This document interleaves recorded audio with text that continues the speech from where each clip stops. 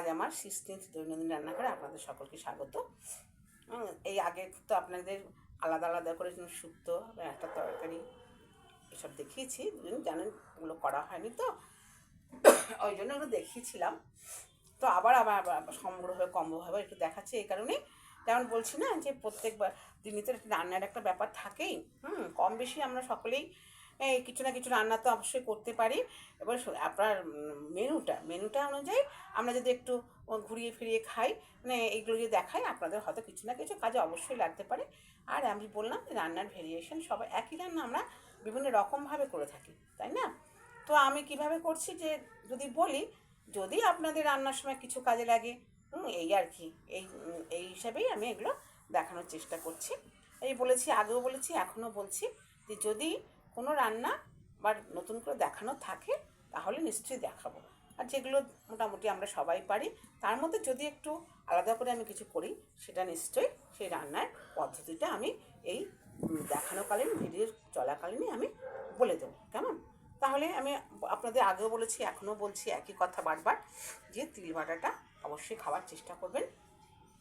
তাহলে দেখবেন বেশ কিছুদিন যদি একটু খেতে পারেন তাহলেই তার এর উপকার আপনি বুঝতে পারবেন। তবে হ্যাঁ, হয়তো মাঝে মাঝে কিছুদিন যদি মনে হয় যে আমি অসুবিধা হচ্ছে খাবো না, সেটা আলাদা ব্যাপার।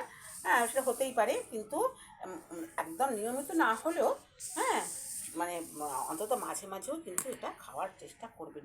সত্যি করেই মানে প্রচণ্ড রকম উপকারী জিনিস, ঠাকুর তো বলেছেনই। তো সবসময় তো আমরা প্র্যাকটিক্যাল কিছু না করলে কারোর কথাই যতই উনি মানে মহাপুরুষ মহামানব অবতারই যাই বলুন না কেন, তাদের কথাকে আমরা সহজে বিশ্বাস করি না। কিন্তু এটা যখন আপনি হাতে নাতে ফল পাবেন, তখন আপনার এটা ভালোই যে কোনো মানুষের কথাই বলছি, ভালো বিশ্বাস হবে। আমরা তো কি বলবো, আমরা তো অন্ধবিশ্বাসী, আমাদের ঠাকুরকে আমরা বিশ্বাস করি। তুমি যা বলেছেন সেটা আমরা বিনা আপত্তিতে বিনা অজরে অবশ্যই পরমানন্দে আমরা সেটা পালন করার চেষ্টা করি। আমি সবার কথা বলছি সমগ্রভাবে, যে সবার কথাই আমি এটা উদ্দেশ্যে আমি কথা বললাম। ঠিক আছে, আমি কথা বাড়াচ্ছি না। এবার আপনারা তো সবাই খান উচ্ছে আর কুমড়ো দিয়ে একটু ভাজা, একটু হিং ফোড়ন দিন, এগুলো করবেন, তাহলে দেখবেন যে খুব সুন্দর একটা টেস্ট আসে। আর পাঁচফোড়ন হিং দিয়ে, যারা আপনি মনে করবেন যে আমি একটু লঙ্কা একটু ঝাল খাবো, তাহলে একটু শুকনো লঙ্কা ফোড়ন দিলেও দিতে পারেন, না দিলেও দিতে পারেন। হয়ে গেল এটা। এটা হচ্ছে পালং শাকের ঘন্ট। এটার মধ্যে তো কিছু ব্যাপার নেই। তো ওই আপনার একটু তেজপাতা, আমি একটু সবেতেই নিরামিষ তরকারি একটুখানি মানে হিং দিই আর কি, তাহলে আর কি আপনার রান্নাটা সত্যিই কিন্তু মানে ভালো হয়, মানে রান্নার স্বাদটাই একটু পাল্টে যায়। এবার সমস্ত আকারেতে যে হিং দেওয়া যাবে এটা নয়, কিন্তু যেগুলোতে দেওয়া যায় সেটার কথাই বলছি। তাহলে আপনার একটু হিং, তেজপাতা আর একটু জিরে ফোড়ন দিয়ে, আর একটু আদা অবশ্যই দিতে হবে, দিয়ে এটাকে আপনি যেমন হয় একটু মাখা মাখা করে করবেন। হ্যাঁ, করে একটু যদি পারেন, যদি বড়ি থাকে তাহলে একটু বড়ি গুঁড়ো করে হোক, গোটা বড়িও দিতে পারেন, কোনো অসুবিধা নেই, দেবেন। দেখবেন আর ওপর থেকে একটুখানি ভাজা মশলা, এটা আপনি বারবার তো করা সম্ভব না, একটু বেশি করে করে রাখবেন, যাতে মানে মোটামুটি যেগুলোর মধ্যে দেওয়া যেতে পারে সেগুলোতে দিতে পারেন। তাই এটা হয়ে গেল পালং শাকের কথা। আর এটা এবারে হচ্ছে এঁচোড়। এ দেখুন, এঁচোড়টা অনেকেই দেখেছি, হ্যাঁ, এঁচোড়ের যে সেই আপনার কী বলবো, ওই গায়ে যে আপনার ওই ছাল ছাল মতোগুলো থাকে আর কি, আঁত যাকে বলা হয়, সেগুলো সত্যি অনেকে কাটে, বাজারেও তাই কাটে। হ্যাঁ, কিন্তু আমি আবার ওইটা না পছন্দ করি, রান্না হয়ে গেলে কেমন একটা লাগে, সেই জন্য আমি ওগুলোকে না পুরো মানে চেঁচে ফেলে দিই। তার ফলে কি হয়, মানে এই যে গোটা গোটা মতো হয়ে থাকে, তো মানে বেশ গোটা গোটা মতো হয়ে থাকে, খেতে না খুব ভালো লাগে। দেখুন এর মধ্যে কোনো আঁত বলে কিছু নেই। হ্যাঁ, এটা কিন্তু খুব সুন্দর খেতে হয়। এবার এটা আমি যেভাবে করেছি, এটা অনেক সময় আমি কী করি, মানে একটুখানি সামান্য তো আপনার নুন হলুদ দিয়ে এটাকে তো একটুখানি গরম জলে ভাপিতে ফেলেই দিই। হ্যাঁ, এটা অবশ্যই এই প্রসঙ্গে আরেকটা কথা বলে রাখি, যদি কিছুদিন 2-3 দিন যদি ধরুন ফ্রিজে থাকে তাহলে এটা একটু শক্ত হয়ে যায়।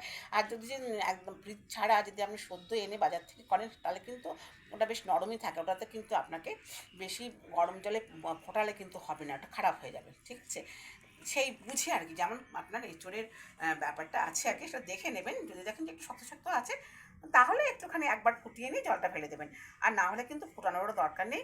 একটু গরম জল এটার মধ্যে না একটা তো আপনার কষ থাকে, সেই কষটা হলুদ আর নুন দিয়ে একটুখানি ভিজিয়ে নিয়ে গরম করে জলে দিলে বা একবার ফুটিয়ে নিলে সেইটা কিন্তু চলে যায়। ঠিক আছে, তাহলে মিটে গেল, ওটা তো করে নিলাম। হ্যাঁ, অনেক সময় আমি ওগুলো কী করি, ওগুলোকে আমি আগে থেকেই সব মশলা দিয়ে আর আমি এখানে টক দই সবসময় ব্যবহার করি, যাতে জিনিসটা সত্যি কথা প্রচণ্ড সুস্বাদু হয় আর একটু নরমও হয়। হ্যাঁ, দিয়ে আপনার সমস্ত মশলা আদা জিরে লঙ্কা হলুদ সব রকম মিশিয়েই আমি কিছুক্ষণ ম্যারিনেট করে রাখি। আজকে ওটা করিনি। আজকে কী কী করেছি, আজকে এঁচোড়টা খুব ভালো ছিল, সেই জন্য ওটাকে একটুখানি শুধু গরম জলে ওটা ধুয়ে ফেলে দিয়ে এঁচোড়টাকে আলাদা যেমন ভেজেছি আর আলুটাকেও আলাদা ভেজেছি।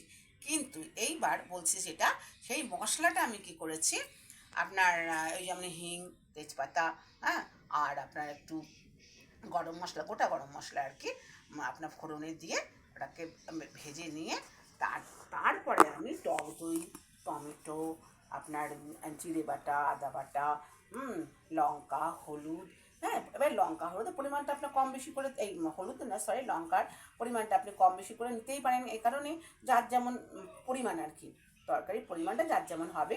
তো সমস্ত আপনার মশলারই তাই, আপনি আদা বলুন জিরে বলুন যা কিছু একই রকম তো আমরা পরিমাণটা দেবো না, যার যেমন আমার জিনিসটা সেই অনুযায়ী আমি পরিমাণটা নেব। তো যাই হোক, সেটা অ্যাডজাস্ট করে নিতে হবে।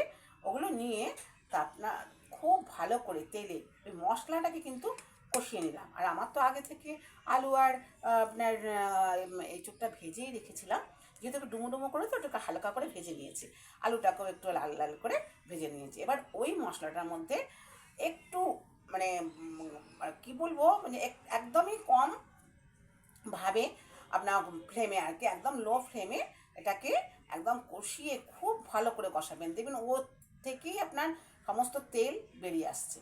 হ্যাঁ, বেরিয়ে আসার পর আপনি যদি মনে করেন সামান্য একটু জল দিতেও পারেন, আর যদি মনে করেন যে আমি একটুখানি আরেকটু বেশি জল দেবো, সেটা আমি একটু সামান্য জল দিয়েছি, মাখো মাখো হলে না খেতে একটু ভালো লাগে। হ্যাঁ, এখন তো একটুখানি সত্যি কথা বলতে এই সর্দি কাশির মুখ তো, হ্যাঁ, খাবারটা একটুখানি না পছন্দসই হলে খেতে ইচ্ছে করছে না, সেই জন্য আমি একটু মাখা মাখা করে করেছি। বা আপনি আপনার প্রয়োজন মতো জল কম বেশি দিতে পারেন, অতিরিক্ত দেবেন না, অতিরিক্ত দিলে না স্বাদটাই নষ্ট হয়ে যায়। ঠিক আছে, এবার নামাবার সময় আপনি একটু গরম মশলা আর ঘি অবশ্যই দেবেন। নিরামিষ তো একটু না দিলে খেতে ভালো লাগে না। হ্যাঁ, তা বলে যে না দিলে হবে না সেটা না, যখন যেমন থাকবে সে মোটামুটি এটা নিয়ম, দিলে ভালো লাগবে খেতে। ঠিক আছে, এটা হয়ে গেল। আর হচ্ছে তারপর হচ্ছে আপনার এটা বড়ার আপনার পাকা তেঁতুলের টক। এই দেখুন, এবার খাবার পরে না যদি একটুখানি টক হয় তাহলে না ভীষণ ভালো লাগে, সর্দির মুখে তো অবশ্যই ভালো লাগে।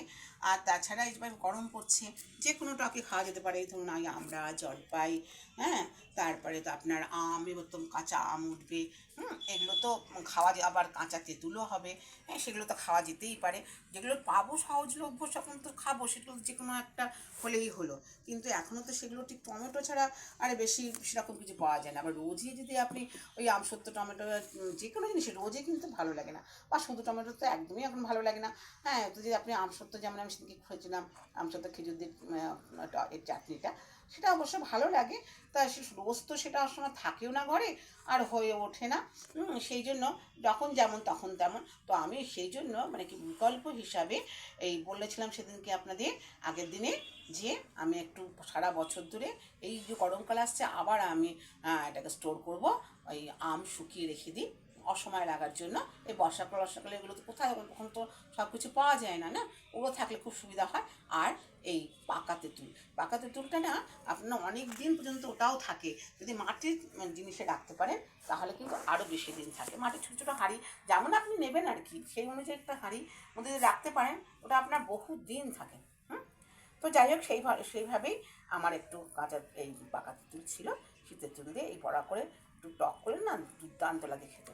ঠিক আছে, আর এবার হচ্ছে এই আপনার টক দই। হ্যাঁ, এই প্রসঙ্গে আপনাদের আর একটা কথা বলে রাখি। হ্যাঁ, টক দই যে প্যাকেজিং টক দইগুলো মানে বিভিন্ন কোম্পানিরই আছে, কিন্তু সে মানে আমুল যেটা দই মস্তি বলছেন, দই মস্তিটা, সেটাতেও নাকি অনেক রকম অসুবিধা দেখা দিচ্ছে। সেটা অবশ্য আমি ইউটিউবে দেখলাম, সেটা কতটা সত্য কতটা আমি তার কোনো প্রমাণ আমার কোনো কাছে নেই, সেটা কোনো কথা নয়। তবুও বলছি, যদি সবাই তো আমরা একটা আপনার ভালো কোম্পানির বিরুদ্ধে কোনো কথা বলার আগে লোকে 5বার ভাবে। তো যাই হোক, যে কোনো কারণে এটা যখন দেখেছি, তো সেই জন্যে বলে রাখছি। এমনিতে সবাই বলেই, বাবা মানে আপনার গুরুজনরা সবাই বলে যে দোকানের আপনার কেনা দই খাওয়ার থেকে যদি ঘরে পেতে নিতে পারেন, এর থেকে ভালো জিনিস আর হয় না। তো ওটা পরে দেখা যাবে, সেটা ঠিক কি ভুল সেটা পরে প্রমাণ হবে। তার যথার্থতা আমরা প্রমাণ করার কেউ নয়। সেই তার গুণাগুণ ল্যাবেই হবে, ওটা নিয়ে আমাদের চিন্তা করে কোনো লাভ নেই। আপাতত যেটা, টক দই যেহেতু শরীরের পক্ষে প্রচণ্ড রকম ভালো আর কি, টক্সিন মানে ভীষণভাবে বার করে দেয়, সেই জন্য আপনাকে টক দইটা কিন্তু খাবারের তালিকায় অন্তর্ভুক্ত করে রাখতেই হবে। তো সেই হিসাবে আমরা তো টক দই করার পদ্ধতি সবাই জানি। হ্যাঁ, তো একটু উষ্ণ গরম দুধ করে তাতে একটু আপনার এই টক দই মিশিয়ে আপনি যদি ওটা ঠিক করে রাখতে পারেন, ঠিকভাবে প্রিজার্ভ করতে পারেন, তাহলে কিন্তু সুন্দরভাবে টক দইটা বসে যাবে। ঠিক আছে, তো চেষ্টা করবেন ঘরে বসেই আপাতত খেতে, তারপর দেখা যাবে কি হয় না হয় সেই বুঝে খাবেন। প্রত্যেকে সুস্থ থাকুন, এটাই হচ্ছে মেন কথা। হ্যাঁ, আমাদের সুস্থ থাকাটাই হচ্ছে আসল ব্যাপার। তাহলে কি হবে, প্রতিটি কাজ যেভাবেই কাজে যুক্ত থাকুন, তার প্রতিটি কাজই সহজভাবে সাধন করা সম্ভব হবে। তো সহজপাচ্য খাবার গুণাগুণ তো সবাই জানেন। না না জানার কিছু নেই, বলারও কিছু নেই। তবু যেগুলো করছি, এগুলো ঠিক ওই কথাগুলি সমস্ত ঘরে ঘরে পৌঁছে যাওয়ার জন্য বলছি যে আপনারা সব মানে বেশিরভাগটা সহজপাচ্য খাওয়ার চেষ্টা করবেন। তার সঙ্গে আপনার যারা মাছ মাংস খাচ্ছেন খান, তবে অতিরিক্ত না খেয়ে অন্তত যদি সপ্তাহে 2 দিন এরকম খান, আস্তে আস্তে তার থেকে একটুখানি সরে আসতে পারেন, তাহলে কিন্তু মনে হয় ভালো হবে। তা ডাক্তাররাও তাই বলছেন, শুধু এটা আমার কথা তা নয়, ঠাকুর তো বলে গেছেন কবে, ঠাকুরের কথা আমরা আর কজন মানছি। তো এটা করে আমরা যারা মানে উপকৃত, হ্যাঁ তারা তো জানি সব কিছু। তবু নিজে ঠাকুর বলেছেন যে নিজে ভালো লাগতে থাকলে শুধু হবে না, অন্যের ভালোটাও কিন্তু চাইতে হবে। হ্যাঁ, সেই জন্যই এত কথা বলা। হয়তো এত কথা বলাটা আমার সমীচীন হচ্ছে না, তবুও মানে এই কী বলবো, যে কথা বলার খাতিরে এগুলো বলতেই হয়। হ্যাঁ, কেননা ভালো মন্দ আমরা প্রত্যেকেই এর শিকার। তা যাতে মন্দ শিকারটা না হয়ে ভালো শিকারটা আমরা বেশিভাবে হতে পারি, সেই উদ্দেশ্যে এসব মানে বলছি। ঠিক আছে, এই সব শেষে আপনাদের আর আপনার সবার প্রত্যেকের সর্বাঙ্গীন মঙ্গল কামনা করি পরম পিতার কাছে, তিনি যেন আপনাদের সুস্থ স্বাস্থ্য দীর্ঘজীবনের অধিকারী করেন। সকলে আপনারা ভালো থাকুন, সুস্থভাবে বাঁচুন। এই বলে আজকে ভিডিও শেষ করছি, অন্য একটা ভিডিও দেখা হবে।